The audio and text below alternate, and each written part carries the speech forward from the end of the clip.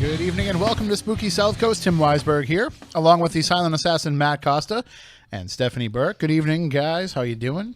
Great. How are you? Spectacular. Did I not? I did. Which one? You're on 4. I think I'm good. I can't hear You you. got at me. all. You got me. No, I don't hear you at all. Are No? you listening? You're listening to the little board, right? Or are you listening? Oh yeah. So yeah, we don't have you we over can't here. hear you. Oh, I know. Hey, try it now. How about that? There you Yes, are. there you are. Oh. See what happens when you're back on the radio after Magic. weeks of streaming only? You have to actually figure out how to work the buttons. And I have to jack my volume up because I think I'm going deaf. Well, please don't do that. That's not going to be good for the No. future of the show if that happens. Probably not. But it's definitely, I noticed that like all this week when I was in there doing the news, I had to turn things up louder than I normally would have. You getting like an ear infection or sinus infection or something? Nope. I think I'm just going deaf. Oh, okay. Well, in that case, worst case scenario. Sounds great. I mean, if I have to sign the show, I don't know any sign language. Well, you could probably still talk. You just have to learn how to read lips. I should make fun. I know for a fact we have a person who's listening that is deaf. So it's because we tried to look into the transcription service, but it didn't work. I mean, it'll work. It just doesn't write what we actually say. It's like I'm a bunch sure. of jumbled up stuff. But then again, what we talk about is really just a bunch of jumbled up stuff anyway. Sometimes. So it's not like it's that much of a difference off what the show would have been. But normally we talk about the paranormal. That's what we're here to talk about each and every Saturday night. And of course, we stream live on SpookySouthCoast.com. You can watch the show as you're listening on WBSM. You can hear us. But if you want to see us, just go to SpookySouthCoast.com or the YouTube app or the free Spooky South Coast app, and you will find the video stream of the show as we go along here. And we've got... I was gonna say it is closed captioned as well. YouTube does that for us. Oh, well, that's good of them. Yeah. Is it accurate? It's pretty accurate, yeah. For the most part, a couple of words here and there. But Are you talking about like on the replay later on or during the live show? Is it closed it's captioned as well? it's after the fact. Okay, yeah, because I know that it's easier for things to be closed captioned at a later Afterward. time. Right, yeah. right. But because otherwise, how would they know what I'm going to say before I say it? Uh-huh. Baby buggy bumpers. Ha! You didn't know I was going to say that, did you? It's just Stephanie right there. Oh, my goodness. Just typing away. Yeah, that's Just typing right. things She's before like, you I'm- say them. She's like, I have to use psychic captioning to be able to get all this stuff out there ahead of time. So, well, listen, before we get going with, I kind of want to do a spooky South Coast paranormal year in review. Okay. So we're going to go back and we're going to talk about some of the shows that we did this year and some of the topics that we covered and touch upon some of the big stories that hit the paranormal world. And, of course, we welcome anybody to call in with their thoughts on any of the big paranormal topics of 2017. And you can do that at 508-996-0500, 877-996-1420. And, of course, in the chat room as well. But, you know, if there's something that popped up this year, it doesn't matter. Doesn't have to be chronologically. We're going to go through the shows chronologically. Okay. Because that's how they're all laid out on the screen in front of me. But if you wanted to, you know, talk about something that came up during the course of the year and we haven't gotten to that month or whatever, don't worry about it. Just call in and share. But before we get into that, I'm surprised that I got a lot of people liking a picture that I put up on social media last night. Stephanie, I don't know if you saw this, but I did. my son and I are watching Netflix, and for anybody that has Netflix, a great documentary series called Myths and Monsters, where they do it's a documentary, and it's really looking into the stories behind a lot of these mythologies and like the people of the time and how they applied this mythology to them and everything. You know, they kind of get into why, like for example, there's an episode on the wilderness and about the magical power of the wilderness. But why would they consider the woods to be a magical place? Well, because, you know, there's beyond the civilization that was there at the time. You know, all these things getting into the backstory of it. But it also has some narrative storytelling elements as well, too. They tell you a lot of the legends as you're learning about them. And they always have like one centralized legend that is a story that carries out through the whole episode. So it's very well done. So as we're sitting there watching last night's episode on the wilderness, the one we were watching last night, they start talking about the Brothers Grimm and about how they would put out these different editions, and they show some other, you know, some of the later editions that they came out with when they would revise the stories and what have you. And I turned to my son and I said, you know what's funny is I have, somewhere in this house, I have a book of Grimm's fairy tales that's over 100 years old. And he looked at me like, really? And I said, yeah, I don't remember where I got it, but I brought it home. It's in terrible shape, but I brought it home and I put it somewhere. And if we can just find it, and he's like, I think I know where it is. And so there's a bookshelf in my living room, and it's literally right on top of the bookshelf. Wow. And we just had totally forgotten that it was there. And so he pulled it down and he's looking through it, and I'm telling him, like, these are not the Disney versions of these stories. Yeah. These are not even what you would find in a modern day Grimm's Fairy Tales book where they sanitize the stories a little bit. These are the original endings where, you know, people die, people get eaten. It's not always, you know, a happy ending to these stories. And so he's like thumbing through and he's fascinated by it. He just got a camera for Christmas. I did see that. He got a really nice camera. So he's like taking photos and taking some. So I just snap off a couple of pictures with my phone and post it up, and people are going crazy over this book. It's at least 127 years old. I remember you saying that. I remember when you got it, but I don't remember where you got it. I want to say it was one of your crazy yard sale finds. Maybe like a thrift store, or maybe the Salvation Army or something like that. But when you open up the book, there's an inscription that somebody gave it to somebody Christmas of 1890. Wow. So it's at least that old. And doing a little bit of research online, it looks like it might have been published in 1890. So there's no publishing date. Some of the pages might be missing. I don't know. Right. But it's still cool to have. Absolutely. I mean, I have in my basement, I have a whole bookshelf full of books that are like over 100 years old. Yep. But just none of them are really anything interesting. You know, some of them are like, I think somewhere down there I have like a manual of like what a housewife should be. Oh my God. You know, from like 1910 or something. That's like horrible. That. But I find these books because I used to go to yard sales, and like I don't mess around when I go to a yard sale. Anybody that knows me knows. This is serious business. You know, when people are going to yard sales and they're thumbing through a box of records and trying to pick out 4 or 5 records that they want at $1 each, I just look to the person that's running the yard sale and say, how much do you want for the whole box? Because not that I have money to throw around, but I don't want to sit there and, you know, negotiate later when I find 7 records that I want and it's $7 when I could just tell the guy I'll give you 10 for all of the records, you know? So, and I do that a lot with books too, especially if I find boxes of old books, because if you find if you pay $5 for a box of old books and you find one book that's worth keeping or worth reselling, then I have no problem taking the rest of them and going and donating them to a book sale or something. But for some reason, there's a bunch of them that I just never donated. So I got to go down there. I'm hopefully they didn't get all mildew or anything. It's dry in my basement, but you never know with books, you know? So I'm gonna have to go through there and see if there's anything, because I know somewhere I have a copy of The Klansman from 1900, which, if anybody's ever seen Birth of a Nation, not the new movie that came out a couple years ago, but the original silent film, I think it was D.W. Griffiths made it. If you've ever seen that movie, that's based on the book The Klansman. And I found a 1900 first edition of that book at the Wareham Historical Society 4th of July Antique Fair. And I think I paid $5 for it. Wow. It was just the price that was on the book. So I'm like, oh, this is interesting. I know this is what Birth of a Nation's based on, so I paid $5 for it and took it home and just happened to look it up online, and it was worth like $300. That's crazy. So I'm like, well, I kind of feel bad that I got it for $5, but they were selling it. They should have known. Right. If they wanted to get top dollar, they should have known. So anyway, if you haven't seen that show on Netflix, Myths and Monsters, it's definitely worth checking out. It's not,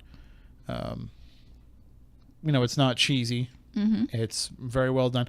The storyteller, the narrator, the person who's anchoring the whole show, he has some kind of over-the-top dialogue at first, but as you get into the show, you realize it's actually very well written. So not a bad way to spend your day tomorrow if you're looking to spend the day inside and get ready for New Year's Eve, or maybe even have a binge watch for your New Year's Eve marathon. I know you don't watch things that scare you or freak you out, so you probably don't watch the Twilight Zone marathon. Right. What do you do on New Year's Eve? It depends. I spent Harry Potter marathon? No, but I was watching it in the background today while I was writing contracts. I think isn't one of the networks is doing that, right? Yeah, it's usually Freeform. But I spent years bartending on New Year's Eve. So when I was finally old enough to go out, I decided I would check out a few parties, the bigger parties around our area. And I decided I'd rather make a whole bunch of money, so I went back to bartending New Year's Eve. But I'm old now, so I just kind of sit at home and relax. Yeah, and I don't want to go out. Amateur night, as they say. I've said that for years because it's always horrendous on New Year's Eve, especially if you work behind a bar. I want to be in my house by like 6 o'clock. Yep. So to order Chinese food to get it by midnight. Oh my God! Right? One year I actually did order Chinese food. It's insane. And I broke my rule about leaving the house after 6 because there's a Chinese restaurant close to my house. So I just drove down and they told me on the phone it would be 45 minutes to an hour. Yeah, it's crazy. So at an hour mark, I left my house, spent the 5 minutes driving down to the Chinese restaurant, sat there for another 2 hours waiting for my order. Wow. So I think I got it like 11 o'clock. That's crazy. So that's not even worth it. Nope. There's something wrong with that. Something wrong. Something wrong. Yeah. So I plan on sitting at home and being old and warm, because who wants to go out all dressed up in this weather right now? For those of you listening, it's 16 degrees here, and it's supposed to get down to 9, I think, tonight. Yeah, but that's how it's been all week, and it's going to stay that way till like next Thursday. So I think the lowest of the week was 2. There were some days where the wind chill was in the negatives. Yes, it was quite lovely. What are you going to do tomorrow night, Matt, to ring in the new year? You'll be asleep? Yeah, I'll probably. Well, I usually don't go to bed till like 3 or 4 in the morning anyway. But I can't hang anymore. No. Will Sophia be wearing a party hat? She might be. She has to. You have to take a picture for her Instagram. We need her in like 2018 glasses. Right. Mm-hmm. I should get some of those because. So, all right, I'm going to tell this story real quick before we move on with actual paranormal discussion. I came in here. So I left the house. It's snowing here tonight. And I had to clear off my car before I could drive here. Bless you. And so Thank you. I take my glasses off and I put them in the front of my sweatshirt so that they won't get wet. And then I get in the car. After I've dried off the car, I take my glasses out, put them on. I drive all the way from my house to the newspaper where I work, because I have to pick up the parking pass for the Patriots game tomorrow. And so this is not a short ride. I mean, it's a 20-minute ride from my house, but in the snow. And I was behind 2 sand trucks. And then I was behind a guy who had his hazard lights on the whole time and just drove by every exit. Like, he had no intentions to actually get off the road. He was just going to go 15 miles an hour with his hazards on the whole time. A lot of people were doing that tonight. So, but I think he had a problem. Like, I don't think he was just slow driving, because we were slow driving anyway. Yep. So you didn't need your hazards on when we're going 20 miles an hour anyway, because we're stuck behind the sander trucks. But anyway, so I get all the way to the newspaper. I go in there. I'm talking to the editor, picking up the pass, all this. I leave. I get in the car. I drive here to the station. I'm sitting here talking to Matt, and I'm like, it's weird because like one of my glasses lenses seems like foggier than the other one. So I take out my microfiber cloth to wipe them up, and then I realize one of my glasses, no way, one of the lenses was missing from my glasses that whole time. Oh my gosh. So I was like, oh, like it's been like 3 hours now that I've been walking around like this, like talking to people, and nobody noticed. Just like a crazy person. Yeah. Yeah. Like they're like, if you only need one, why don't you just wear a monocle? You know. Oh my God. But and then I was like, well, I hope amazing. I can find the lens, and it's still in my sweatshirt pocket. Thank God. The good thing, I mean, these aren't. I'm looking at the computer, and I'm like, why can't I read? Like, why does this computer look blurry to me? Because these are just a prism. They're not. It's not really like I have vision problems. I have muscular problems. So I was like, well, this is just odd. Maybe the glasses need to be replaced. But well, I'm glad you found it. I'm glad you figured out the issue, and all is well. Only me. Mm-hmm. We have a call on the line here. Let's go to the phones. Good evening. You're on Spooky Southcoast. Sure.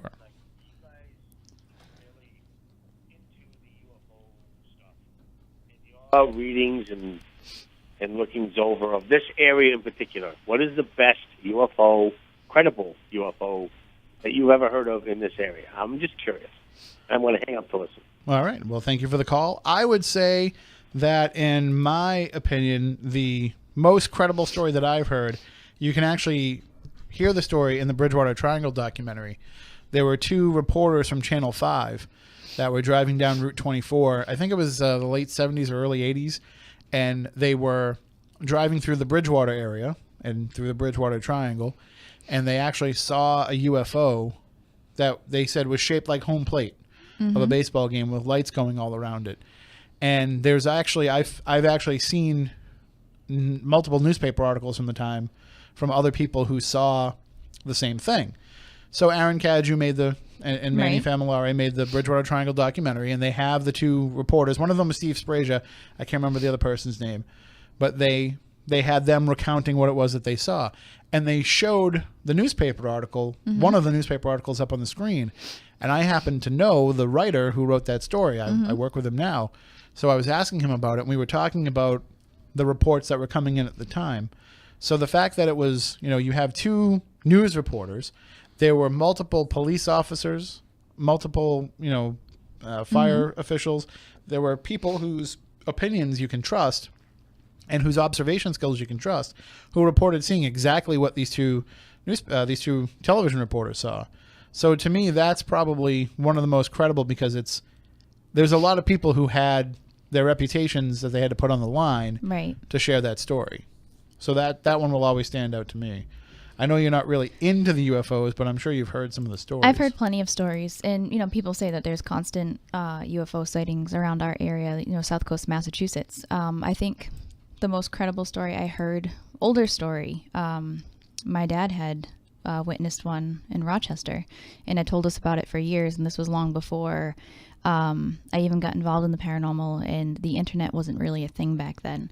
I know my mom's had experiences too. And I think the most recent was the one that I told you about, where my good friend, who is a police officer, had shared with me a call that he had gotten about a sighting, and that another cop who he was friends with actually witnessed.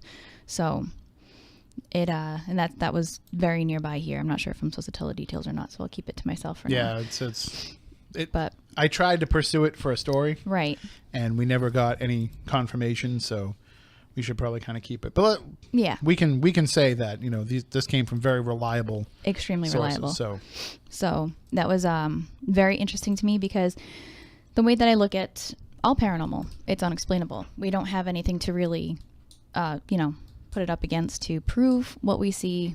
There's no manual on what we experience. So when somebody comes to me and says, I don't know how to describe this, I don't understand what this is, I can't explain it, and they send it to me and it's strange, it was that story was a little mind-boggling for sure. Matt, what about you? Were there any UFO stories that stand out to you in this area? Yeah, I know from some of the stories Moniz has said. He said it's like and Stephanie has said, I mean, this whole area is very active. A lot of people attribute that to the army base around here, and we have all these small airports and things, but I mean, it could just be aliens see that this is kind of a landing area. It's an attractive spot. Yeah. Do you remember the night we were on the air? I think it was before Stephanie was part of the show, but there was a UFO sighting on Route 140. And it was like an hour before we come on the air, and people were calling in to report that they had seen this UFO over 140. Oh, okay. And we tried calling the airport and seeing if it was anything out of there. Yep. They said there wasn't anything out of there. So I think they eventually ended up finding out that it was something like Earth-based. Mm-hmm. But still, the fact that there was a sighting and people thought to call in to us, to share it with us, was pretty good. And of course, there's also the Padanaram Ufo Flap as well, which in the early 1900s, I think it was like the 1920s, 1930s, when Hetty Green left Round Hill to her son, Edward or Edmund, and he called himself Colonel Green, but he wasn't actually a colonel. But when he started allowing MIT to come and conduct experiments at Round Hill, and they built that, what we used to call the martini glass, right, but they've since taken it down. It was a radio antenna. And then they also had, for those of you who have been to the Museum of Science, they have the lightning show, and they have the Van de Graaff generators inside there that make the lightning.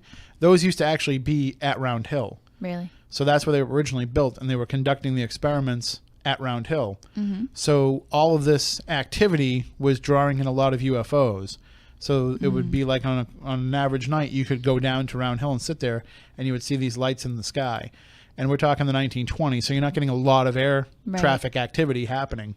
I think it went into the 1930s and 40s before they eventually just moved the Van de Graaff generators to the Museum of Science. So I think it might have been the 50s even. How did I not know this story?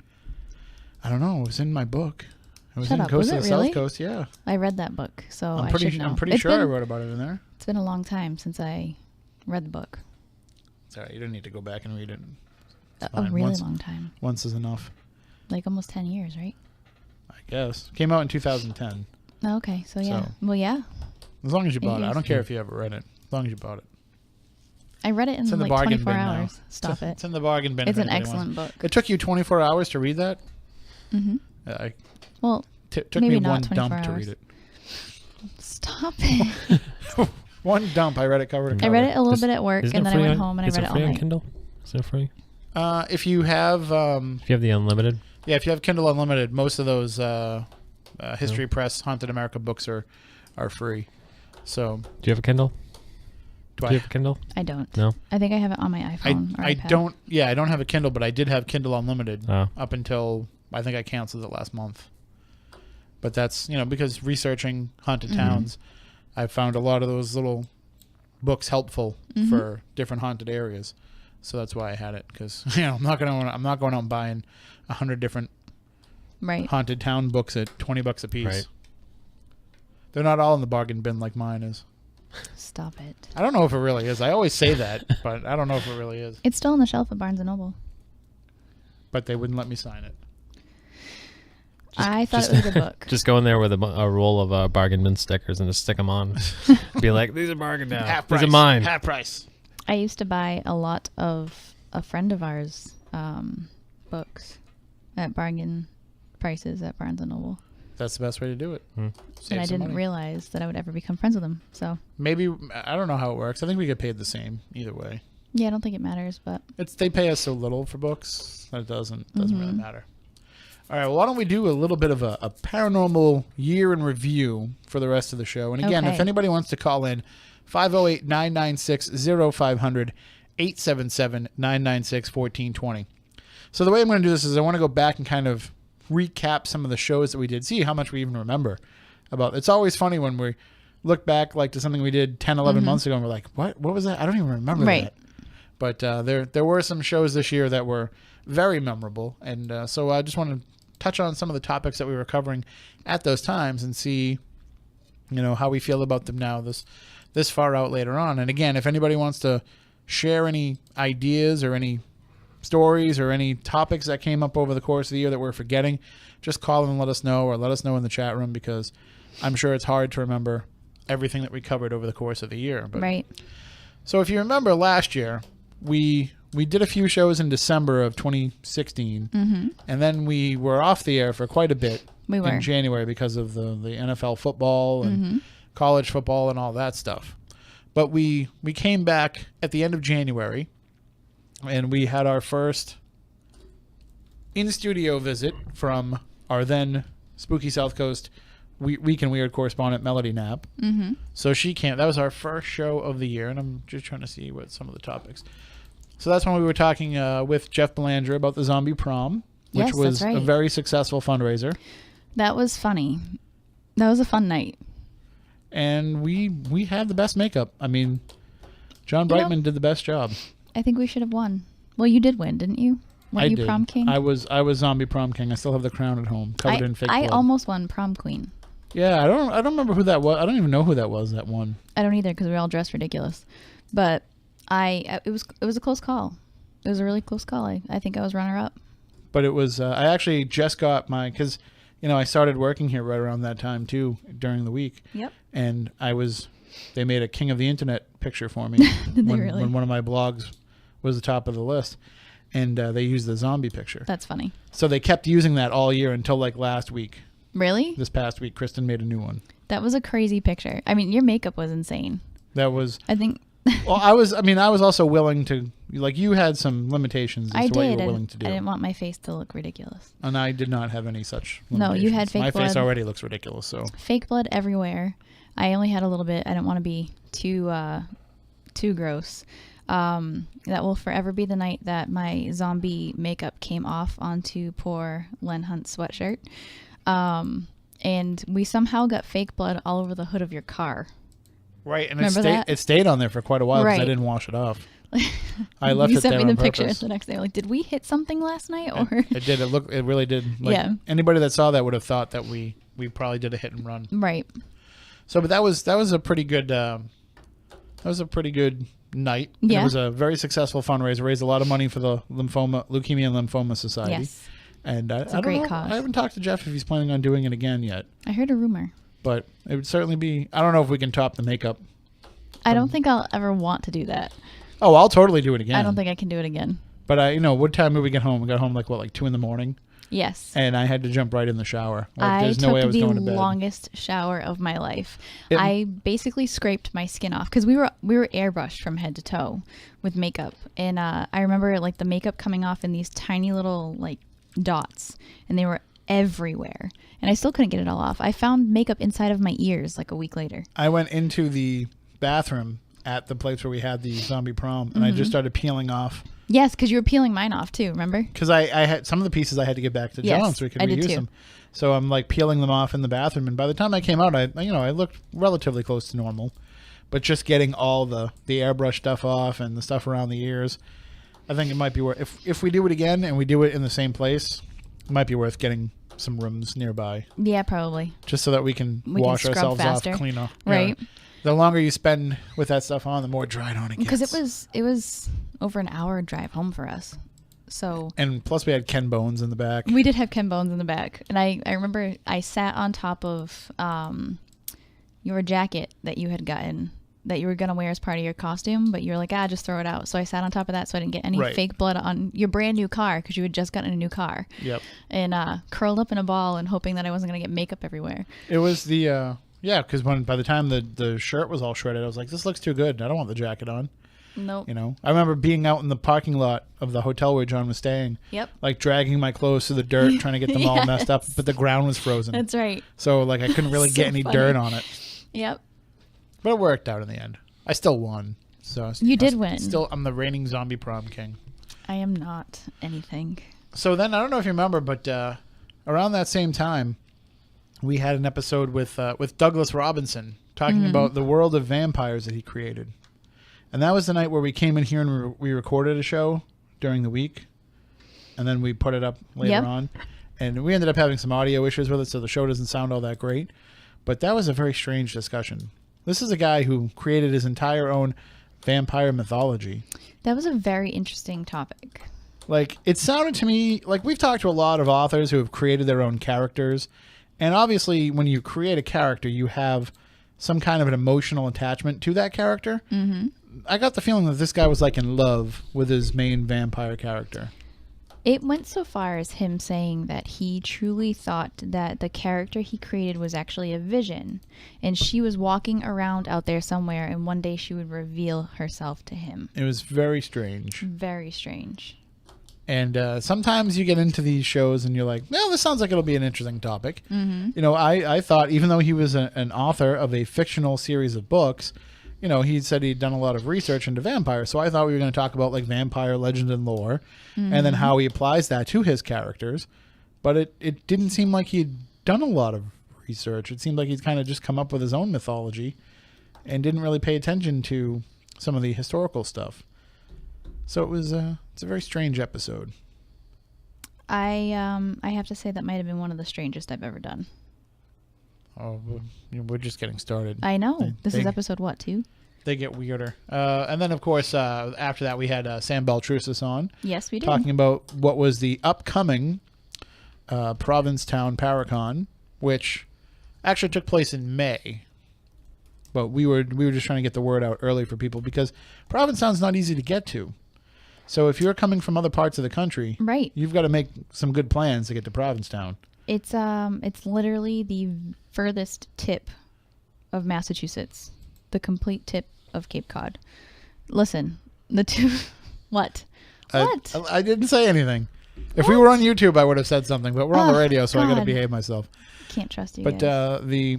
so that's why we were trying to get the word out. But a lot of people have been asking Sam if he was Yes. going to be bringing back the Provincetown Paracon, and the answer, I guess, is yes and no, because he announced earlier tonight that he will be holding the Plymouth Paracon. Yes, the Plymouth Paracon, and I like the way that he described it in his live video tonight, where the ship is sailing from Provincetown to Plymouth, but the correlation between the two is the Pilgrims actually landed in Provincetown first, right, and then made their way to Plymouth second. So it's kind of going along the line. So I'm not sure where he's going to continue it from here, if he'll keep it in Plymouth, next year or in the future. But I liked the way that he kind of connected those together. So you watched the video? I did see the video. Did he make any announcements about anybody that's going to be there? He hinted that we can reveal here. No, we can't. We can't reveal anything. He did not let anything out of the bag yet. I mean, you and I may have some inside information already, but he did say that he was hoping that because he was on Haunted Towns last year for the Salem episode, that he was hoping to get Porter and Doogie out. So, well, that is all I can say. We will share more information about that as we can. But let's just say, either way, I'm planning on being in Plymouth that weekend. Okay. So, because it's close by to my house anyway, so I might as well go. Right. I'd be rude if I didn't. But so that's coming up in September, right? September 21st to the 23rd. Okay, so that's something to keep on your paranormal calendars for this year. But and just talking about when we talked to Sam last February about Provincetown, he was very nervous. Right. It was his first time.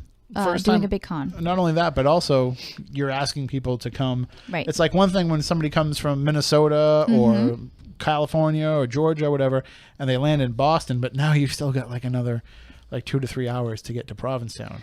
It's 2 hours for me, at least.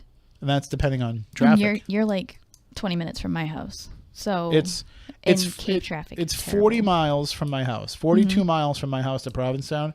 It took me almost 2 hours to get there. I want to say it was 90 something miles from my house. And I don't know how it's only 40 from yours. I don't know, but we literally in downtown Wareham, we have a sign that says Provincetown, 42 miles. So it was a long ride for me, but I have taken that ride quite a few times this past summer. People forget too that it's not like you're riding a highway the whole way. You eventually get to this point where what seems like a highway then turns into a single lane, then turns into a rural back road, then turns into going through 100 sets of lights that are all going to turn red as you're going through them. But it's still kind of a highway, which is weird. Yeah, when you get to the point where you're driving through the dunes and it looks like you've hit the end of the world, that's when it's almost like I'm terrified of where I am right now, but thank God I finally always made said it. that when you're on that stretch of highway and the sand covers the highway, it's the weirdest thing ever. But so this year it'll be a lot closer. It'll be a lot easier to get to. For sure. Being in Plymouth. But the Provincetown Paracon was a very good time. I mean, we had a lot of fun. We had It was my first time in Provincetown. Ever, apparently. I thought I had been before, but I hadn't. We had some adventures. Oh my God, it was so much fun. We had a great time, but I think one of my favorite parts was driving through the streets of Provincetown.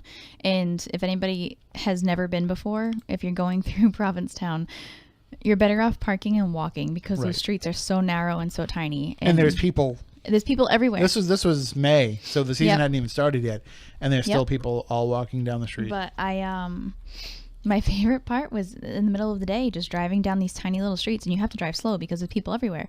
And there would be, I'd be driving down and a fox would pop up out of the middle of nowhere. There were a lot of foxes, yes. Cross the street and just stand there and stare at you like, what are you doing on my street? They were very territorial, but they were really cute. So I enjoyed seeing them everywhere. And they popped up everywhere. Also standing out in the street and rather territorial with the drag queens, too. Yes.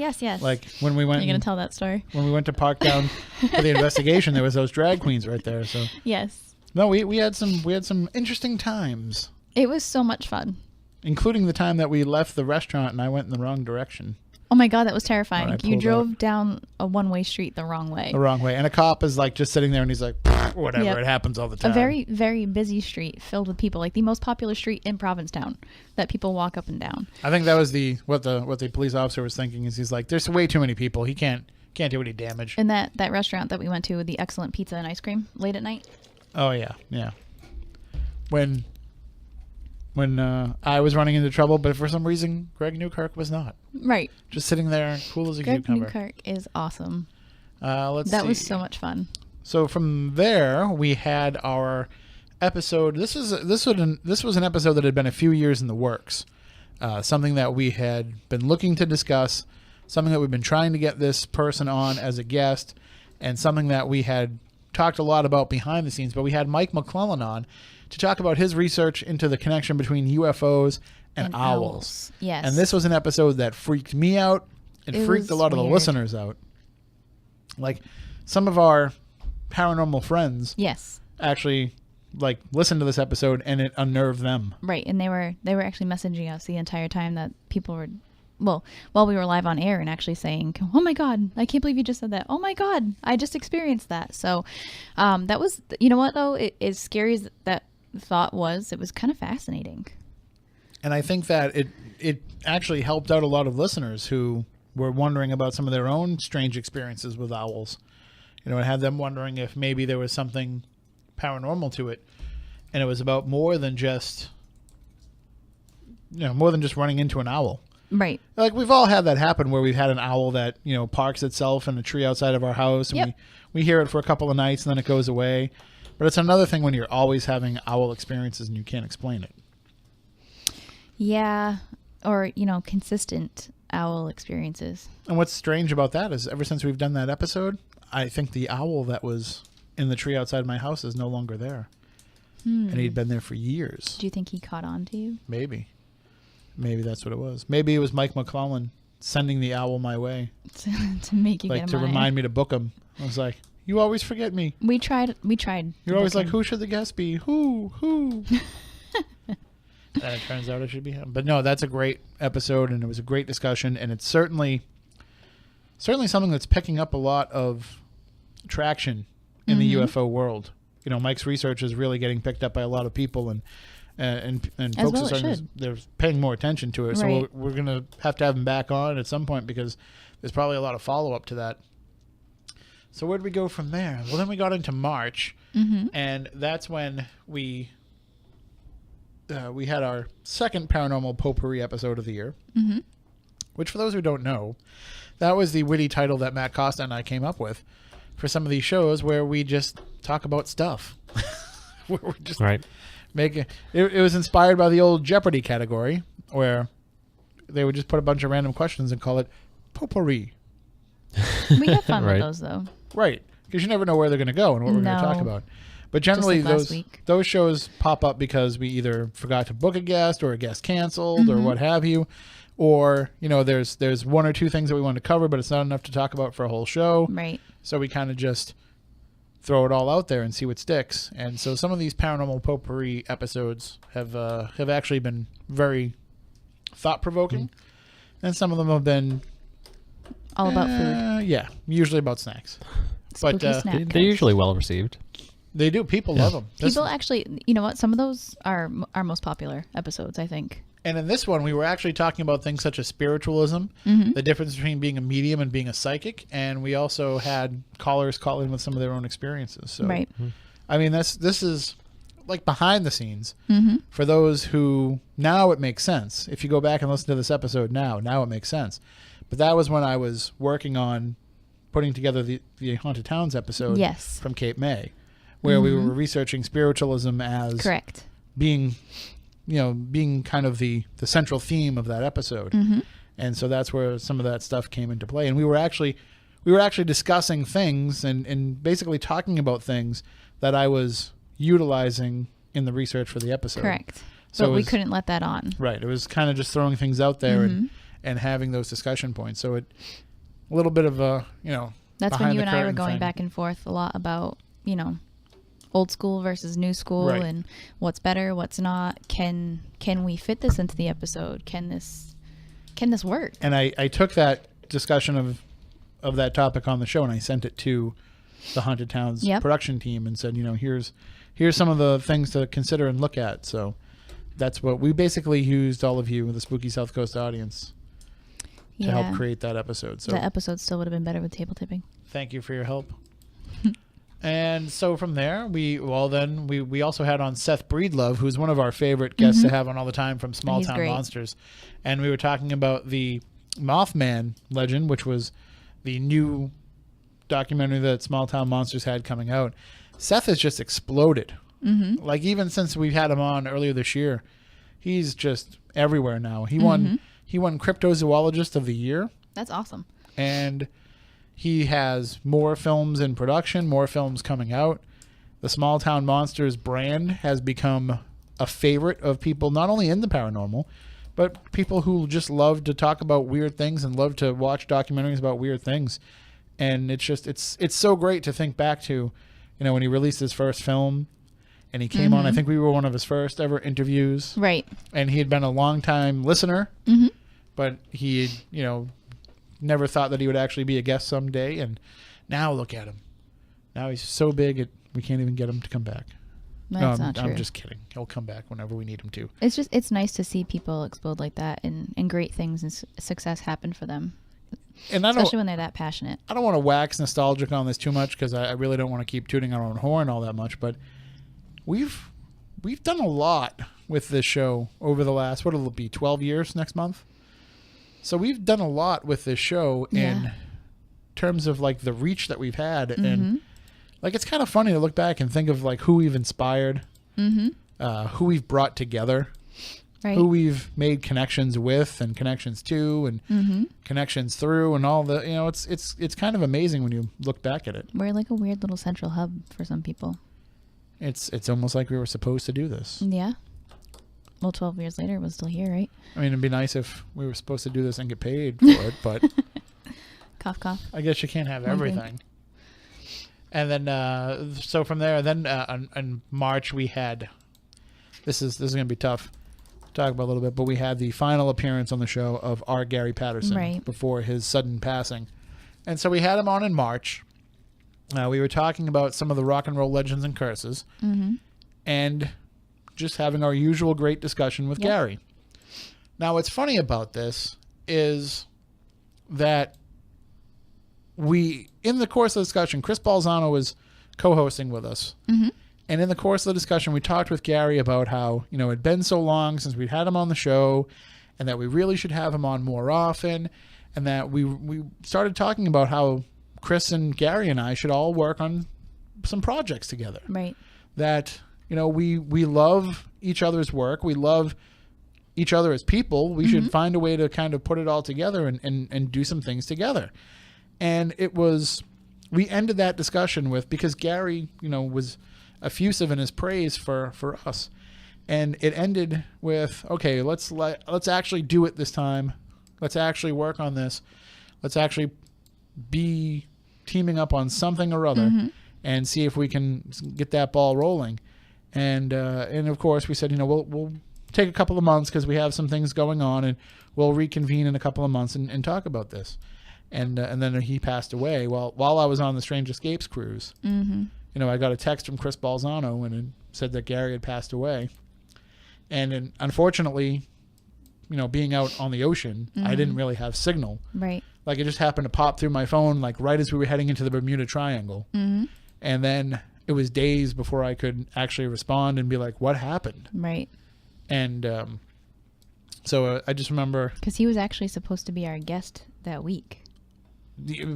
Right after he was coming back on. Yeah, it was. I think it was a Friday, and it was supposed to be not the day after, but the following Saturday, and it was very shocking to receive that text, and that night I was having a few adult beverages with John Tenney, and we were just kind of sitting back and talking about Gary and some of his work and his research and just about what an awesome guy he was. So that was a show that kind of was,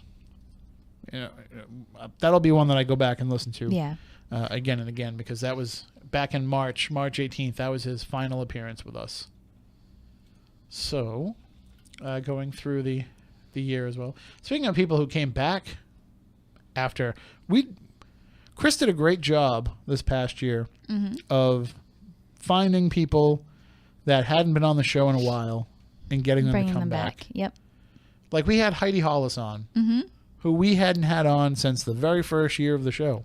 Yeah, it was 10 years, I think, right? And she had been somebody who was one of our most controversial guests when she first came on, talking about her experiences with alien beings, talking about her experiences with shadow people.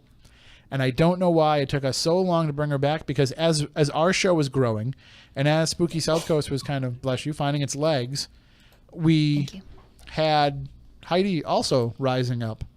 And she also was building this huge following. And it was just weird that, we're kind of parallel in terms of our growth, but we just never brought her back on. So it was nice to reconnect with her and have her back on. Agreed. And of course, we talked about the evolution of the shadow people from the time she was one of the first people writing about them and talking about them to now it's something that people are experiencing all the time. Right. It's very common now. It's funny when we both stop to take a drink at the same time. I know. Sorry. Someone in the chat room just said rebook Commander San Isidro. I don't know if... First of all, I don't even know. I don't know if she's still alive. Because she was pretty... I vote no. She was pretty elderly when we had her on. And that was a while ago. And I don't know if... I'm sure she would come back on. I can't do it. Even... first of all, that's where I draw the line. She's probably forgotten about what happened. Second of all, it's not like she's not making a whole bunch of appearances on other shows, which is part of the reason why I think she's probably not with us anymore. But if she is, she's not making a lot of other appearances, so she'd probably be willing to come on. It's just, it's hard to have her back on when we've already kind of tore holes into everything that she's told us. The things that we've said over the years. Well, no, I wouldn't worry about that. I'd just be more worried about having her come on and telling the same story. Right. And we've already poked holes in that story. Yeah. So how can we sit and listen to it again if we've already not accepted it the first time? That brings us to something else Jim just said was bring back Jesus. That was a very interesting... That was 2016, but it was still a very interesting episode. Second coming of Jesus. That was, what was his name? Richard Brown, I think? I don't remember. Something like that. But he claimed he was the reincarnated Jesus, the resurrected Jesus. Right, who sells puppies. Who flashes his money on the internet. Oh, right. He's a baller. Yep. Yeah. I don't remember the original Jesus being so concerned with money. I'll give you, what was it, like $42,000 if you can prove that I'm not Jesus? Right, just 40. Seems like a random number. Yeah, it was weird. Or maybe it was biblical, I don't know. Yeah, it probably had to do with a psalm that we're probably all going to hell, so it's fine. But yeah, that was a very interesting night. And right. Then, I was willing to give him the benefit of the doubt because I don't know. I don't know that you're not the resurrected Jesus. I can't say that for sure. So you can come on. We're willing to hear him out. Yeah, you can share your reasoning why, and we can have an intelligent discussion about it and see where it goes. It didn't go intelligent. It just got weird. It was very strange. When he started talking about how certain people were going to follow him and the rest of us were all going to die, or certain races and religions and everything else. Yeah, and we're going to live on exile them to different planets or something. I'm pretty sure he said that Muslims were not allowed in his new kingdom. Yes, I think so. So there was that. That was bizarre. And then there was the fact that they were going to have a part of Earth that was all for them, and they were going to survive all these trials, and the rest of us were going to die. I don't get angry often. I was angry at the end of that episode. I was an angry elf, for sure. I think that the reason why I tried to be nice to him was because I thought if there's even the remote possibility that any of this is true, I don't think Jesus would piss you off that much. I want to be allowed in Jesus land. I don't want to go through all that trials. Jesus.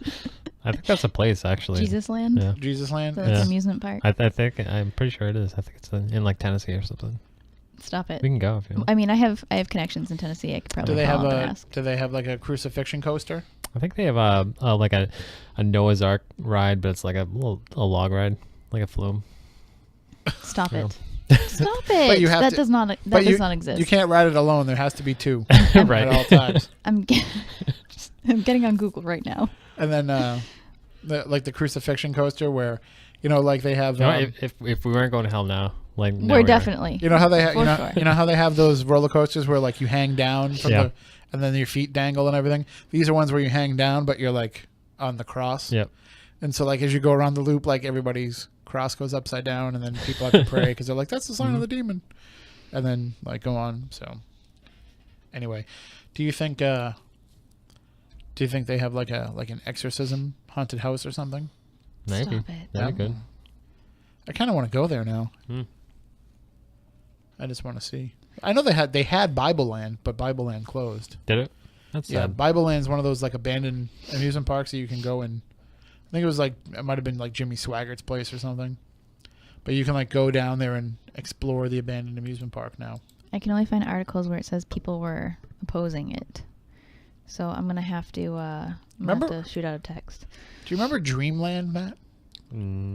Kirby's Dream Island? No, not the No. game. No, I don't.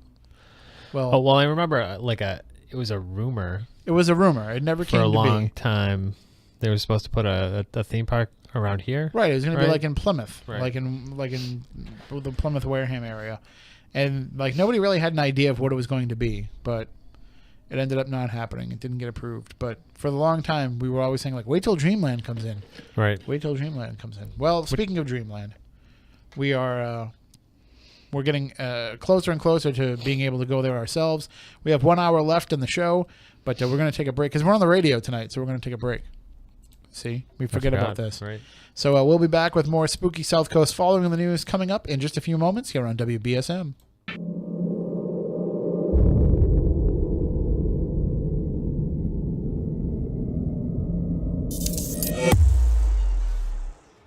Tim Weisberg here, along with the silent assassin Matt Costa and Stephanie Burke. The science advisor is off on a Bigfoot case tonight. He texted me earlier and said that he was heading out to Western Massachusetts, out to the Berkshires, to deal with a Bigfoot case. So, well, I guess there was something that's been going on there, so they called him in. So he's been doing a lot of Bigfoot work lately since he's hooked up with the BFRO. Right. So, that's good. He said he's going to try and call in if he can. Right. But Most he of the time doesn't. he doesn't have service. Well, and he said the other problem, too, is he doesn't know if he can talk about Right. the details of what it is they're doing. So if he can, he will. But if not, I imagine it's going to be a cold night to be Bigfoot hunting. Yeah, but he said that he had to go out there now because you don't want to wait too long, especially where it snows a lot out that way. Like you want to get on this while it's fresh and new and before the tracks get covered up and all that. I wonder why no one's ever found a Bigfoot. We have had this discussion numerous times. I know. And we it just still keep bothers talking me. in circles around it, really. Some of the arguments make sense. You don't really see a lot of dead animals as you're walking through the woods, but you do see some sometimes. Right. So, which would make me think that I would see a Bigfoot at least once. We're going to have Dana and Greg on. Because from what I understand, Dana is amazing at Bigfoot calling. Or Bigfoot language. Well, we have to have them on anyway Yes. for a full show. We haven't had them on enough anyway. No.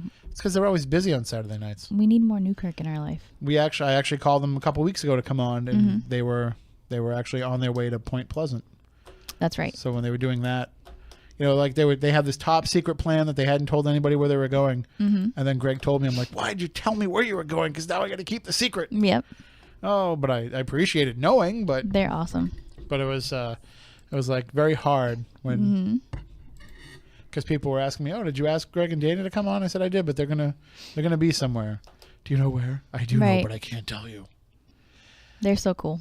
I love them. So Matt, while we were in the break, there was the suggestion had come up in the first hour about having Commander Sonny Cito on again. Now, for those of you who don't remember, Commander Sonny Cito was one of the most infamous guests in the history of Spooky South Coast. We had her on many years ago. She claims to be the reincarnated Roswell alien. The alien that crashed at Roswell in 1947, was it? And she died. Well, the alien died in the crash. But then the alien's soul was resurrected in Commander Sonny Cito. And she had all this information that I guess didn't turn out to be mathematically correct. It turned into this whole big argument between her and Moniz about physics, and she hung up the phone and, said she wasn't going to be bullied. And Right. What? Oh God. When was that? What year was that? Does anyone know? Give me a second and I'll tell In the you. chat room, Oh, God. pull that information out. Google it for us. Something. Well, I'm just looking it up. Because I'm trying to figure out. Because I found her website, which is outstanding. Not dated whatsoever. I'm sure it's exactly the same Although the as it was back then. yeah, the thing that I do like is she used to do cartoons, which are mildly Like, amusing. She drew cartoons, or she was a cartoon? I guess she drew them. I'm gonna go with the latter on that one. But they're actually not that bad. They're slightly humorous. If you like very dry like New Yorker type. So, just to Cartoons. answer your question, going back to the old spooky Southcoast message board. Wow. Oh my goodness! All right, is so how it's far been that Back long. in the day. So this was apparently it was July of 2010 that we had her on, Okay. because Not this that person far. was commenting on July 30th of 2010, and we would have had her on probably around 4th of July weekend, because that's the anniversary of the Roswell crash. So, it would have been July of 2010. I'm guessing, because I remember this comment being fresh when the discussion happened. Like, this wasn't something that came up years later. This was something that came up. So should I read the complaint first before we get into it? This is a good one. This is the post by T James 03. At first, I wasn't going to say anything, but I have to. Matt Moniz totally ruined the spooky Southcoast episode featuring Commander Sonny Cito. Is she reincarnated alien from Roswell? Who knows, but Moniz's complete derision and disdain for this guest was extremely rude. Also, I listened to Spooky Southcoast for the guests, not for Matt Moniz's personal political views. It was very bizarre when he was throwing in his opinion about President Obama when Miss Cito was trying to tell her story. I don't know what was up with Moniz, but his Obama non-sequiturs and blatant rudeness to this guest was very out of the ordinary. I hope he doesn't continue to repeat this behavior. Even Tim Weisberg sounded startled when Moniz went on his odd political diatribe and tried to save face by telling Miss Cito to just ignore him. That sounds like something I would have said. Oh, that sounds ugly. All right, but this commenter finished with, by the way, no matter what we think of Sonny Cito's story, she should have been treated with respect, and wasn't. And I did respond back to this, and I took exception with the fact that this person felt like she wasn't treated with respect, because we pride ourselves on treating all guests with respect. If I recall, I think it went fairly well for the majority of the interview. Right. It was just when it very got to the civil, point where yeah. she was throwing out math that didn't make sense and didn't work.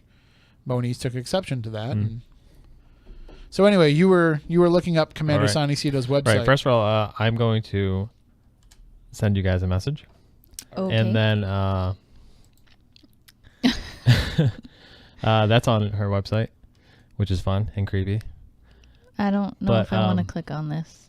Around like 2014, the web admin posted, due to influences beyond our control, Sonny has asked that her web pages be removed, and she continues to be harassed by certain individuals who have no clue about her integrity and her compassion in reaching out to help others. And she wants to thank everyone over the last few years who have helped out. So, I don't know if she's still alive, but her website is up but never going to be updated again. This link that you sent us, I kind of want one. Do you? No. no. Yeah, I kind of do. I mean, and don't get me wrong, they freak me out. Apparently, Commander Sonny Cito makes one-of-a-kind, She's into arts and crafts. handmade alien dolls. Anatomically correct. Are they I anatomically don't- correct? Stop Do they it. have penises? I don't know. My favorite. That would you'd have to argue the fact that aliens would have some sort of. I don't know which one is more my favorite, and I know that it's it's stupid to talk about photographs on the radio, but I don't know if I like. I can bring it up on the thing. Well, I don't know if I like the one What is that it? What are we doing has. here? Streaming. There's one that has blonde curly hair, so it looks like it's like a maybe a half alien, half human hybrid, but it has like blonde curly hair, and it kind of looks like. I'm trying to think of who it reminds me of. It reminds me of like a celebrity. But I can't think of who it reminds me of. But I don't know if that one's my favorite or the one right next to it where it's clearly like the Bruce Leroy of alien dolls. Oh, maybe. Which one is that? Because I probably have to have it. It's got like a blue headband tied around its head, and it has like a blue suit that looks very much like a fancy ninja gi. But I don't know which one's my favorite. I like of those two. the one in purple the at the very top there. That one reminds me if Prince was an alien. Oh yeah, that the one that's just like lounging there on the chair. Right. It's just like hanging out. It's cool. So, I found some information I'm going to send to you guys. About Commander Right. Sonny Cito? Yeah.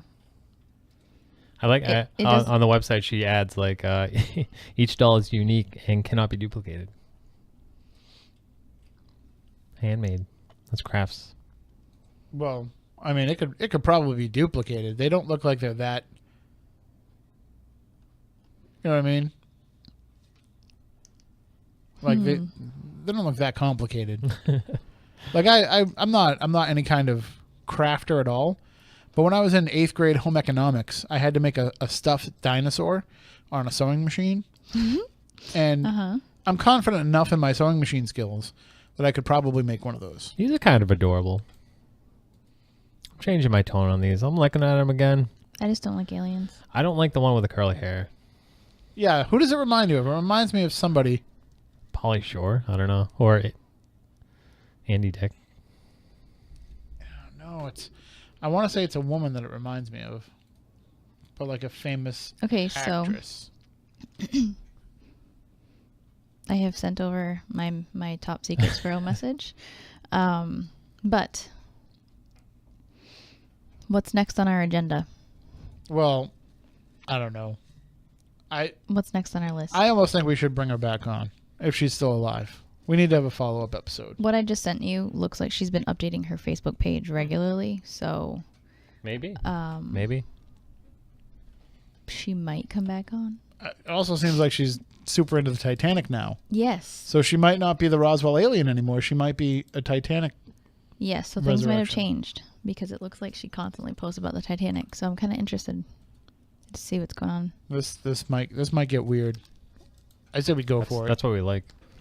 I say we go for it. Keep All right. Keep an open mind. Well, heading back into our Spooky South Coast year in review, we're up to about April, and in April, that was when we had Danny Roberge came back. Danny Bigbeard came back to talk about his new program, EchoVox X, which, for those of you who have never used it, it was basically like having 100 different ghost boxes going all at once. It was EchoVox technology, but with streaming web radio as the sound source instead of having it be a phonetic generator. And I was lucky enough to get to be one of the people that kind of beta test it. Right. And I liked it. I thought it was I liked it better than using a single ghost box. But I don't know, it's still in my arsenal of apps that I have, but nothing replaces EchoVox for me. No. Especially now that I have 3.0 and it makes such a huge difference to have 3.0 as opposed to the one that I was using. So, but it was very interesting to get kind of the behind the scenes story about how that was created. So definitely worth going back there and listening to that episode as well. Then we had an episode where we talked about nightmares. And we shared some of our own nightmare experiences. We got a little That's personal right. on that episode. That was a very personal episode. And that was also when we had, Dave McCullough from the BFRO call in as well. And, that was right around the time when Monique started working on a lot of these Bigfoot cases. Right. So. It was much warmer then. Right. It was. But it was, we kind of knew then that, like, we could tell Moniz was shifting, pivoting toward Right. doing that because, it's something that he'd always been doing over the years, but I just think that it was grabbing his attention more and more. So that happened back in April. Let's see what else we talked about. Oh, then back on April 15th, we were talking about how we had some of these spooky South Coast returns after many years of not being on the show. That was when we brought back Paul Eno, That's who was right. the second guest ever on Spooky South Coast. So he might have been the third. I don't remember this. He was on the second episode of Spooky South Coast. I don't remember if we had him on first or if we had Reverend Gail Hicks on first predicting the Super Bowl. But it was very hard to find psychics back then that were local. Huh. You couldn't just open the phone book up and find psychics back then. No, you couldn't. There was no Facebook. I remember I went to a few shops asking, and Did I got you turned away. really? Yeah, Stop I did. it. Well, because I didn't know. That was before the internet, really. So it was just like before we had the internet. Yeah, but I mean, like Before social it was, media, though. When you search psychic, like nothing really comes Right, up. you would get like you would. there was some local shops and things like that. But you made a face when I said that. Stop isn't it. I was hoping you didn't catch that. I did. Apparently, I just watched it on YouTube. Is that well? That's the thing is you can't make faces anymore because you're always on camera. But I forget. is there like a psychic fight there? No. Okay. No. I just have some. But you know each other? Oh yeah. Okay. Yeah. God, do I out that or do I not? To be fair, we had no idea who you were back then. Like you weren't Oh, doing no. this stuff. No, that's fine. That's totally fine.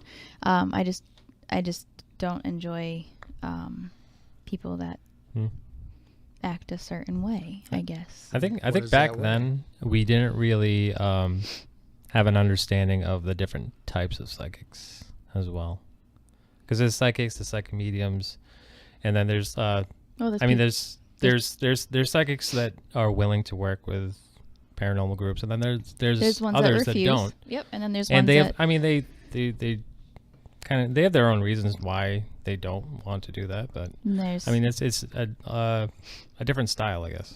there's also ones that fake it and take money. It's true. Those are There's also ones that have been Right. caught faking it and taking money. Well, listen, this was what it was. that a little sprinkle. Were you the salt guy? The salt guy. we need that meme of Stephanie sprinkling the salt. But this, I've never seen it. you never see it. No. You never saw that. No, we're gonna have to pull that up. Oh god. That's all right. I didn't know that he was actually sprinkling salt, and that it meant you Oh, were really? salty until you just said that. So Oh no, I'm not salty at all. I might be salty that I lost $125 at some point. Oh, good idea. speaking of which, I taught Jim Phillips what memes were this week. I was Nice. gonna say that Yeah. that It's would have about been time. Yeah. a perfect Kermit sipping the tea meme right there. Well, Ain't none of my business. we had her on to predict the Super Bowl. Uh-huh. It was, like I said, it was our second episode ever. So we had her on to predict the Super Bowl, and I don't think she got It was any. totally wrong. right, It was absolutely Yeah. wrong. You've had Linda on to do basketball too, right? Yeah, we had her. No, we wrote there was an article in the paper Mm-hmm. about her predicting basketball. But that was like a tongue-in-cheek fun thing. Yeah. And that's how I actually found out about the other person, is that there was an article about her in the newspaper, and I was like, well, let's call her and see, Yeah. because I didn't realize that there was like a lot of psychics that lived around here. That's hard to Right. do anyway. Do with predictions anyway, is it? Of course, there's a lot of factors that come Yeah. into play. Without getting too deep into it. I mean, like you can't. I still I know feel like people- you can't really go too far into specifics. You can go. You I can don't go know. as far as The understanding that I have is like you can kind of like pick out a general path for someone or something, some Everything event, involves but free not will. like Right. you can't pick out Mhm. a score or something. I have people that call me every year and ask who's going to win the Super Bowl. My favorite thing to read every year is there's a column that Mike Thomas does in the Fall River Herald News, where he asks like famous people who he thinks he's going to win the Super Bowl, who's going to win the Super Bowl, and he just like tries to like reach celebrity. Like he'll email like Lady Gaga's people and be like, "Can I talk to Lady Gaga?"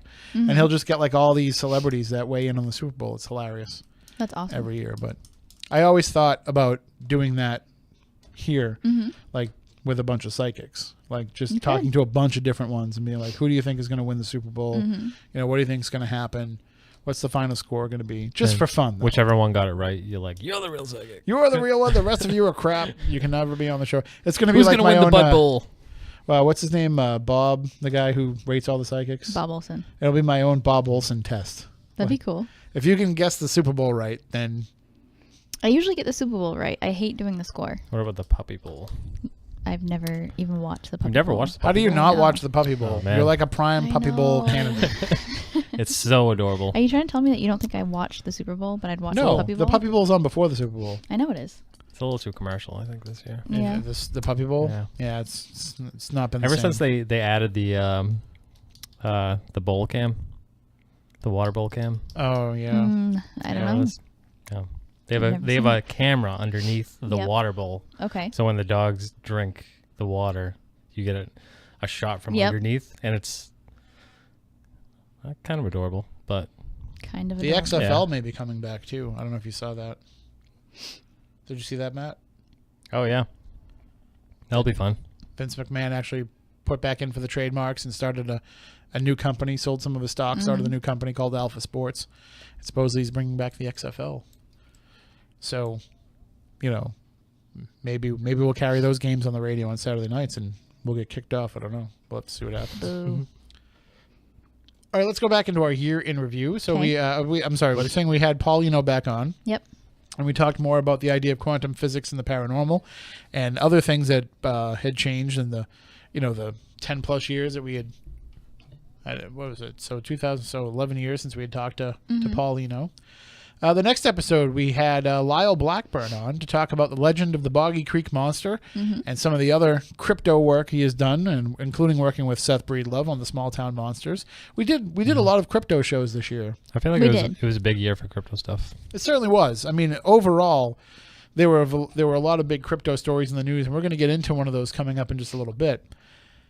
But it seems like it was one of those topics where we were really lagging behind in recent years. So in talking with Chris when he was booking the show, we said, this is something that we've really let fall by the wayside, and we should bring back a lot of that. And I think we did a pretty good job of sharing some of those stories this year.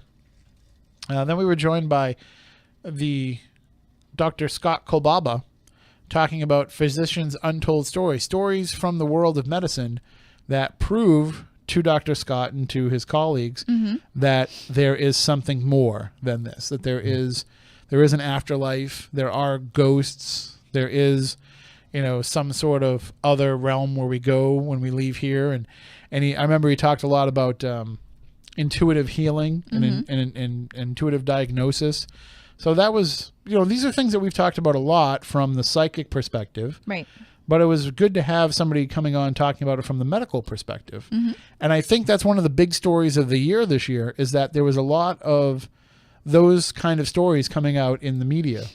A lot of stories of just miracle healings, people who decided to go to the doctor because something had been bothering them, and if they had waited another day, they would have died. Right. Those type of stories. There seem to have been a lot of those this year. A lot of people who were going into the hospital or going into the doctor to have a small thing checked out, and it turns out that there was something bigger that was wrong with them. And, they're like, I never go to the doctor, but this thing has been persistent, so I thought that I would go. A lot of those type of stories that maybe the medical field is finally starting to tune in to some of that stuff. Maybe medicine has gotten to the point where it's become so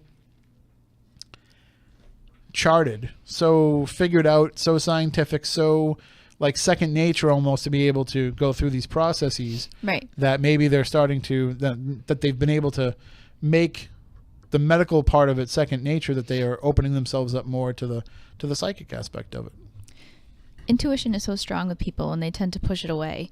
And doing something robotic or routine like that, you can miss a lot. Just going off of your own gut feeling. A lot of people talk about it like mother's intuition is probably the most widely accepted type of intuition. Like, mothers know best. How many stories have come out where, you bring your child to the doctor, misdiagnosis or whatever it might be, but mother's intuition knows best. So it's kind of along the same lines. I think if people just use their intuition more, then we'd be better off, because sometimes not every single person who has, we'll say 5 people show up with the same type of disease or problem, it doesn't mean that it affects them all the exact same way. So that was a fascinating show. And I remember there being a lot of talk with Dr. Kolbaba when he was on with us too about there being more of an acceptance from the patients too, to suggest some of these things on their own, to say, to almost ask the questions of, well, what is your gut telling you? But also I remember him blasting the fact that a lot of other people in the medical field, like you said, it becomes kind of robotic and a machination where they're not allowing for other possibilities, because you're telling them you have this, and this, and their training tells them that it has to be this, right? Even though their gut feeling might be something else.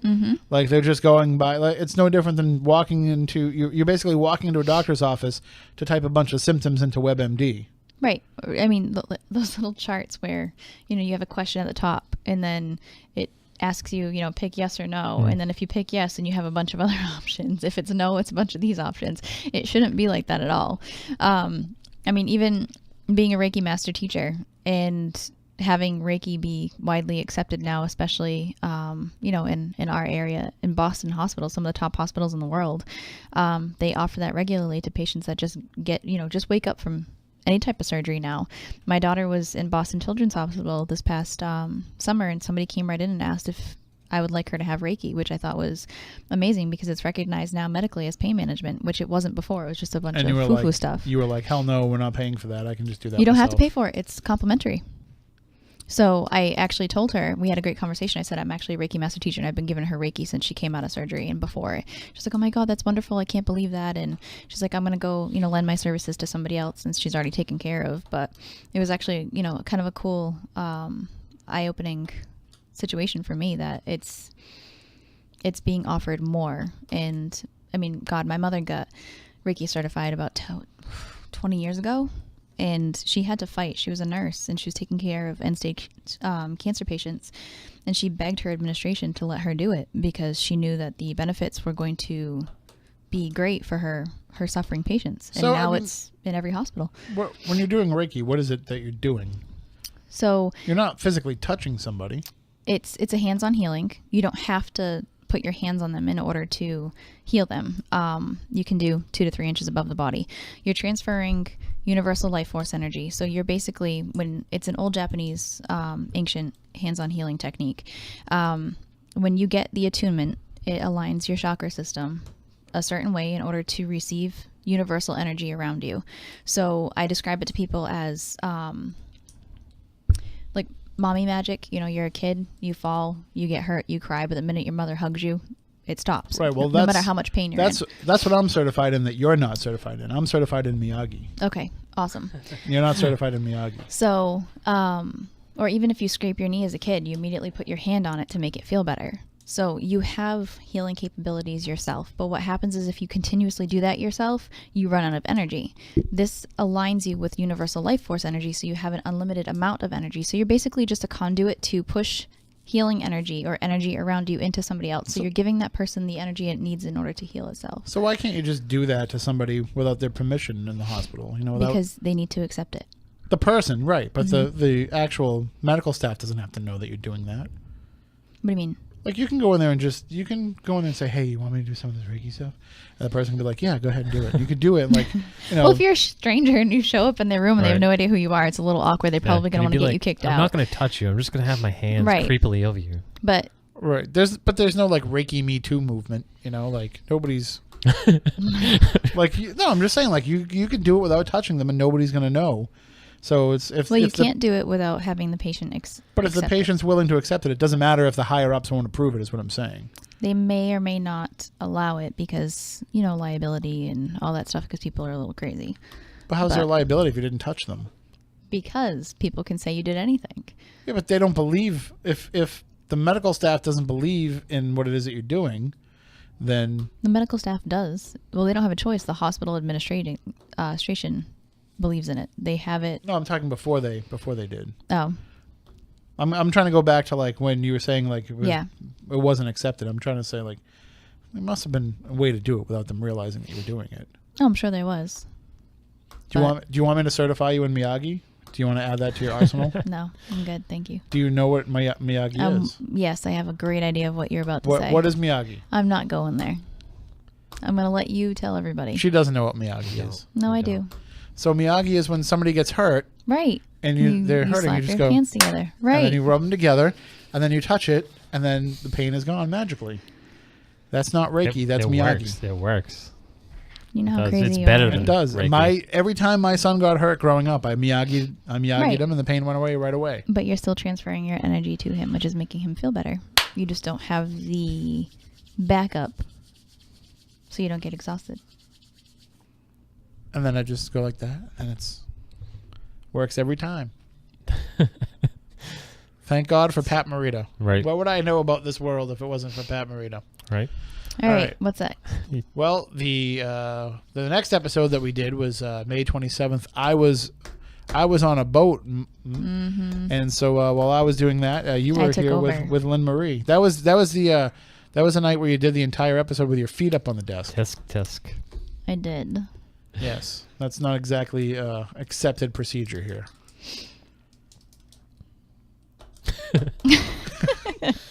We're supposed to act I have nothing to say. We're supposed to act like we're radio professionals. I am a professional. I just click on the video. I'm like, are they on the air or are they just hanging out waiting for a game to end? What's going on here? It was comfortable. I have long legs. She's wrapped up in the conversation. So does Ken Pittman, but he doesn't put his legs up when he's on the air. Anyway, no, that's because it was you and your friend, and you just wanted to talk to your friend, and just so happened that the radio microphones were in front of you while you were doing it. I think we had a good episode. You did. You had a very good episode. Matt and I had an agreement of Code Purple. Right, Code Purple. And I ran the board with help, and it wasn't that bad. It's not that bad. It was a little intimidating at first. I mean, if I can do it, anybody can do it. But it was a good time. So we had fun. We'll have to have you do it a few times during the year this year to get more used to it. Yeah. You know, where you can just come in and do it when I'm around. I mean, we can show you anytime. It doesn't have to be during the show. But that's our goal for Spooky South Coast this year, Matt. Get Stephanie trained better on the board. Mm-hmm. We're gonna have to. Because then I'm gonna do a show over there while I eat Taco Bell while she does the work. Well, it's been a good 5 years now of me sitting over here eating Taco Bell. Right. Taco Bell appreciates the show because we count for all of their pre-bar closing business on a Saturday night. Right. Then after that, of course, I came back from Bermuda. You did. And we had heard that news that our Gary Patterson had passed away. So the next week we did an episode that was a tribute to him because he was supposed to be on the week after that for our 500th episode. Because we decided that for our 500th episode, we were just going to give a gift to ourselves and just listen to Gary tell us awesome stories. Right. But instead, we had to look back at the impact that he had, and that was a great show because we got people to call in and share their thoughts about Gary, and of course, Chris and I shared our thoughts and our personal connections with Gary. So you can go back and listen to that. That's episode 499. Then the following week, we had our 500th episode, and we could not figure out how we wanted to best celebrate it with Gary not being able to join us. So we kind of just did a look back at some of our best and worst shows of the last 11 years. Yep. Where we 11 and a half years, where we looked at some of the episodes talking about, I remember Commander Sonny Cito came up. We talked about the Backyard Podcast episode, which is still legendary. Yep. I think we talked about the Jeff Belanger 40th birthday Backyard Podcast episode. Yes. Which is not quite as legendary because we took the discussion, I think, a little too seriously in that one. We didn't have enough fun in that episode. But when Jeff turns 50, forget it.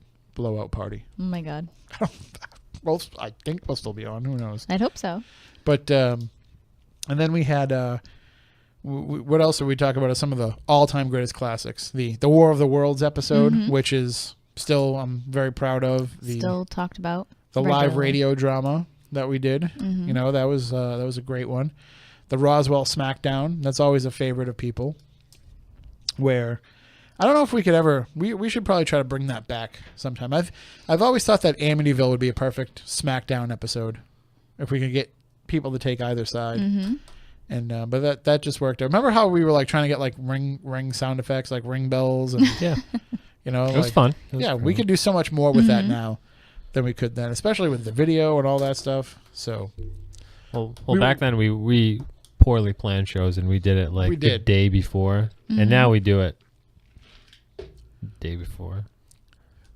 Nothing made me happier back in those days than when whoever was supposed to cook with me on Saturday mornings at the diner didn't show up, because that meant that Matt had to come in. Oh, yeah. And then even though you had to come in on your day off, at least it meant that we could plan the show while we were cooking breakfasts. And that guy would be out front yelling at us to stop worrying about chasing ghosts and just give him more home fries. Oh, my God. Right. I hate people. You know what's funny is I heard about you for years before I started listening to Spooky South Coast about your ghost pancakes. Oh, yeah. Yeah, I did make the ghost pancakes. Yeah. Like, who is this weirdo and why does he make ghost pancakes? And he has a ghost show? Okay, I guess I'll listen. Those pancakes were... I don't know why people like pancakes anyway. I've never been a big pancake fan. But I can eat one of them. Yeah, that's it. Just one. That's all I need. Lead pipes. One. I'll one eat them if they pancake. have chocolate chips in them. Lead pipes. That's what Bernie used to call them. They sit in your stomach like lead pipes. Gross. The week after that, we had the first ever time that Jason Offutt joined us, which was surprising considering all the years that we've been doing the show. We had never had him on. We talked about the Missouri butterfly people, shadow figures, so much more. And if you want to go back and listen to that one, we actually discussed in the first hour of that show, we talked about the paranormal power of mirrors. I don't know if you remember that when we were discussing that, but we were talking about I don't think I was here for that episode. Well, it was the paranormal power of mirrors. That's very interesting, though.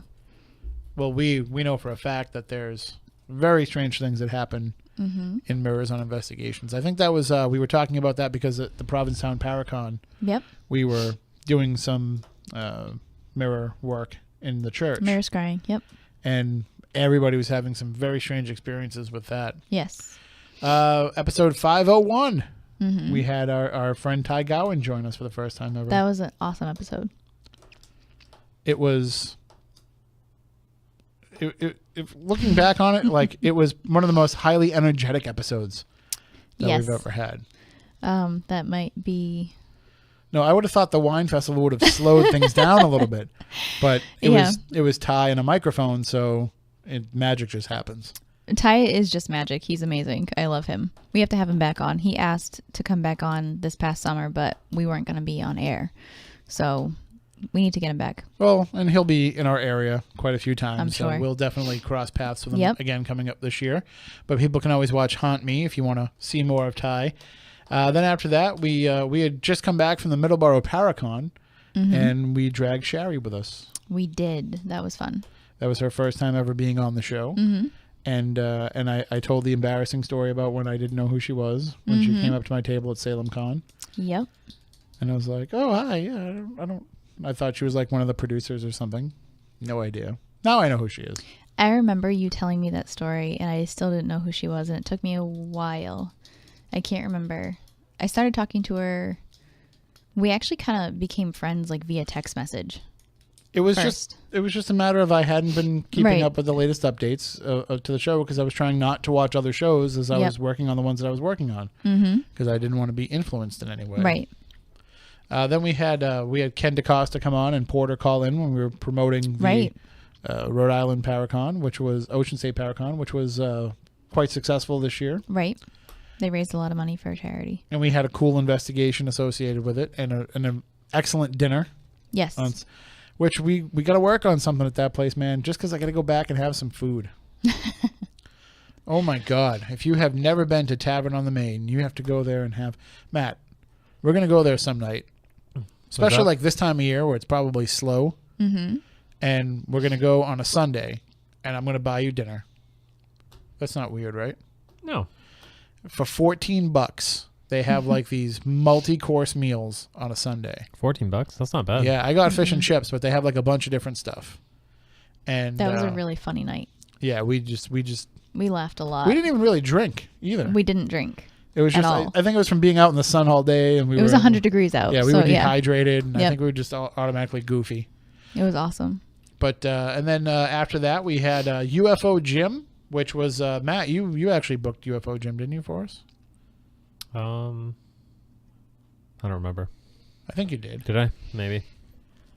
So we had Jim Ledwith on. That was his first time with us. We had the Boogeyman with Ben Jeffries, where we talked about looking into the Boogeyman in different cultures and looking into, what people have been afraid of over the years.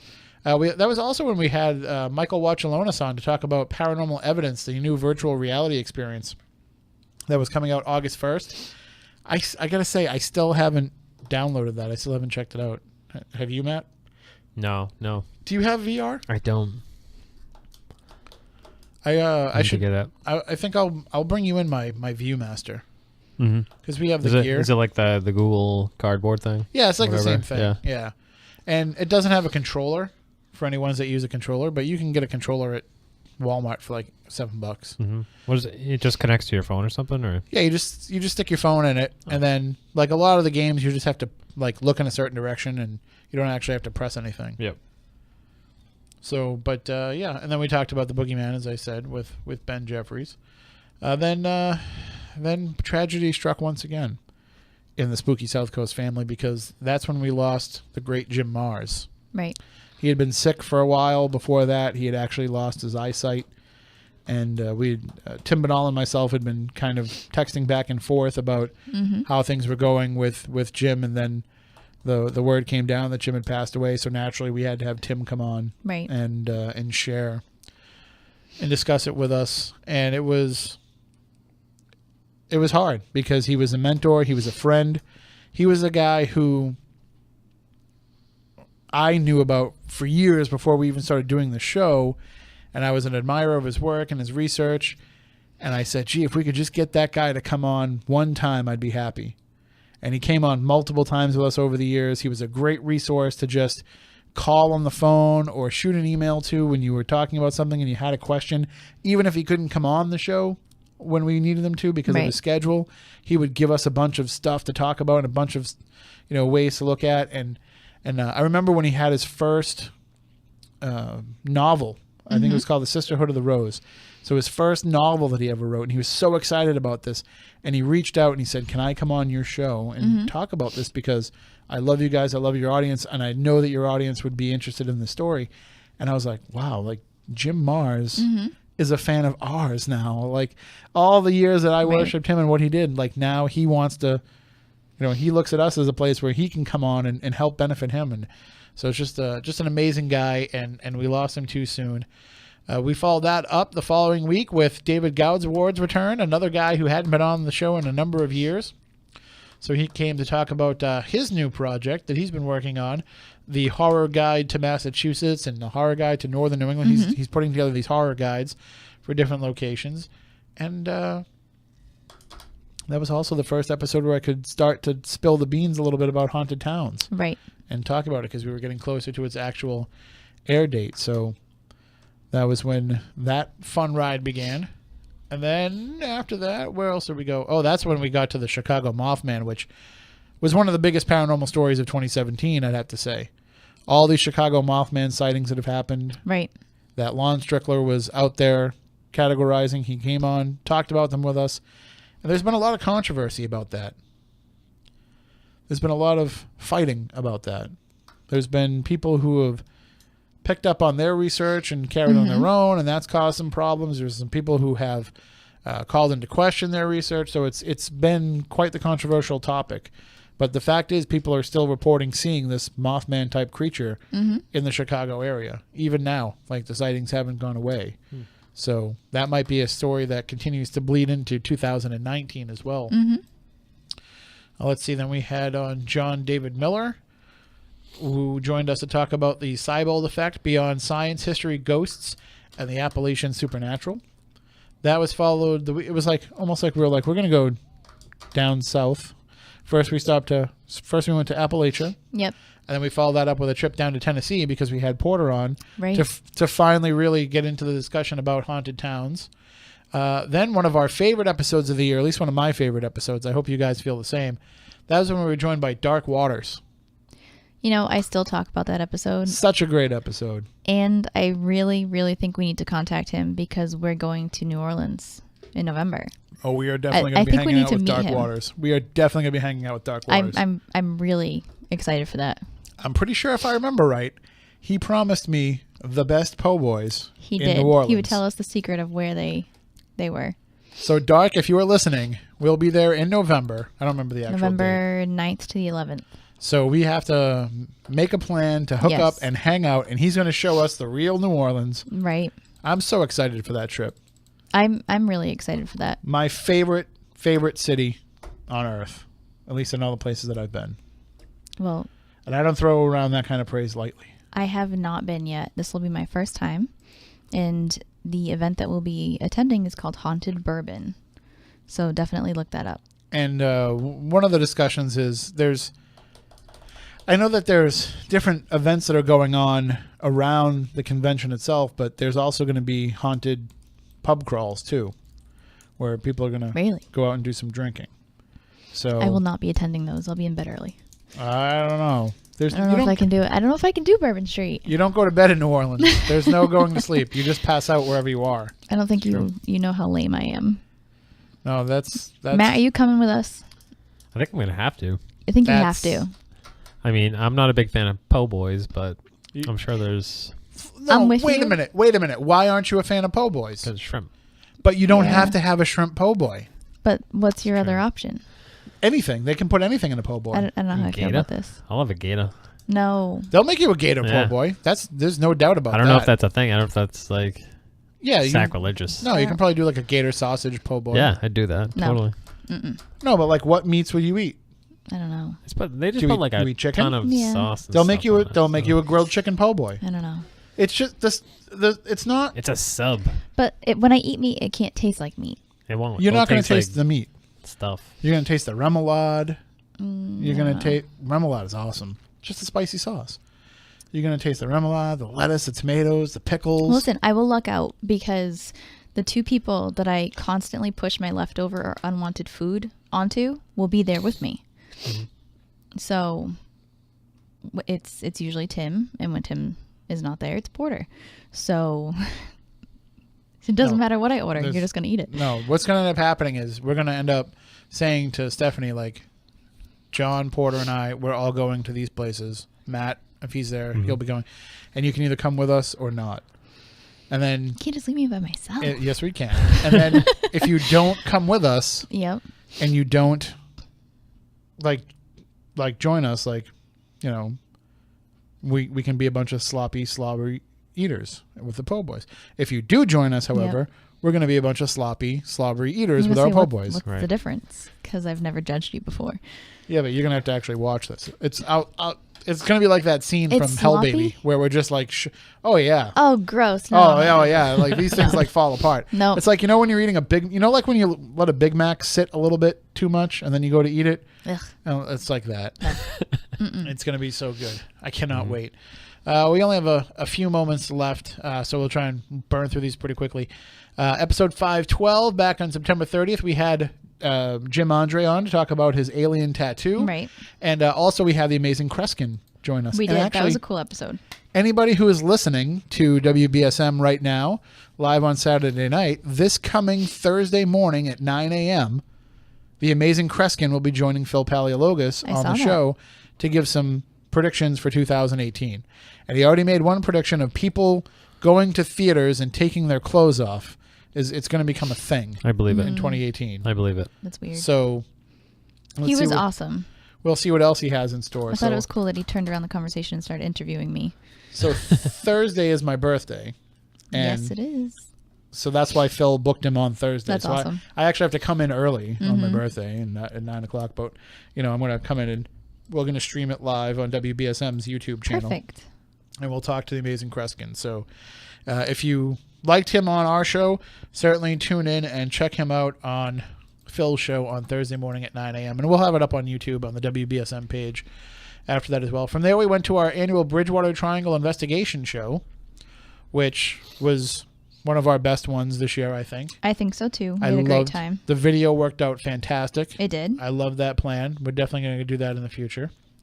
Then we had one of our most fascinating discussions ever the week after that with Jeffrey Kreipel of Rice University talking about his new book with Whitley Strieber, talking about how he sees the supernatural as the supernatural, something that's part of the natural world. So definitely check out that episode if you want to get more in depth into things like that. Then we had Shane Sirois come on the show with us as well. That was a long time coming as well. Dr. Andrea Kita came on after that to talk about folklore, which was an excellent episode, I have to say. One of the things that we love to talk about on this show is, as much as we talk about the reality of all the things that we encounter, we also can appreciate and understand that it's part of a greater mythology too, and that we're straddling a line between the two all the time. So we had fun with that. Erica Mailman joined us to talk about Lizzie Borden Yes. with episode 517. And we'll probably just end it because we're running out of time with this one, but it's a good way to end it because a huge announcement was made yesterday, kind of inadvertently. They were waiting, I guess, to kind of make an announcement formally, but the story came out in the Herald News that Maplecroft, Lizzie Borden's other house. People who go to the Lizzie Borden bed and breakfast, you know that you're staying in the house where the murders took place, but that Lizzie moved to French Street later on and bought the house of her dreams, Maplecroft, and that's where she lived and where she actually died. And they had her wake right in the front parlor and everything. So that house has been up for sale since September because the owner, Christy Bates, had sunk $400,000 into it after she already bought it for something like $600,000.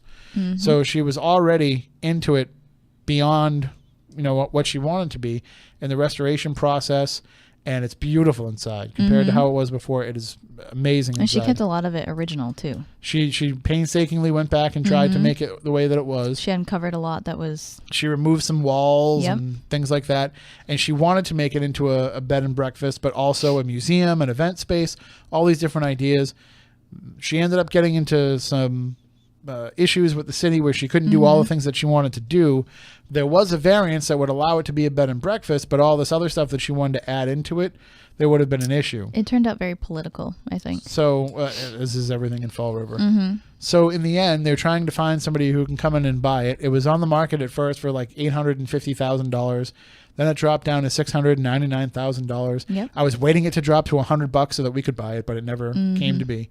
I would have splurged for $200. Yeah, that's true. We probably could have done like a GoFundMe and Right. we could have done 1,000. But so it got to the point where, you know, it only made sense for one person to buy the house. Agreed. It only made sense for Donald Woods and Leanne Wilbur, the two people who own and operate the Lizzie Borden Bed and Breakfast. Right. They were the ones that needed to have the house. And Agreed. We talked to them about it. We talked to Leanne about it. They wanted to have the house for a number of years, but the numbers never worked out. And when they finally got to the point where the numbers worked out, they jumped on it. And so now Donald has officially purchased. He's going to be signing the paperwork this week. He and Leanne will be in charge of Maplecroft, although Donald's son is coming in to actually be the live-in manager, and he's going to be operating everything over there because, of course, Leanne has her hands full with the other house. But, you know, there'll be a lot of synergy between the two homes. And so people will, of course, want to come to Fall River now and stay in Lizzie Borden's other house. So if you're coming and planning on staying at the Lizzie Borden Bed and Breakfast anytime soon, make it a 2-night trip because you're going to want to stay in the other house. They're talking about having it open maybe by February. I'm excited. So, and of course, we've talked about this for years. We're going to get a chance to go in there and check things out. This is bucket list for us. So absolutely pay attention to the Lizzie Borden website. It's lizzie-borden.com, I think, is the one for the bed and breakfast. There's a couple of different ones, so it's hard to remember. But pay attention to their site because they'll have more announcements about it as it gets closer to happening. And we're out of time for this week's show. So we will, this is it. This is the last one of the year, so we can say we'll see you next year. See you next year. Happy New Year to all of our listeners. The lamest joke that's out there, but that's okay. We will see you next year when we start 2018 with a bang and we head into our 12th year of being on the radio. Until then, have a safe and happy New Year's. For Matt, for Stephanie, for Chris, I'm Tim. We want you all to stay spooktacular.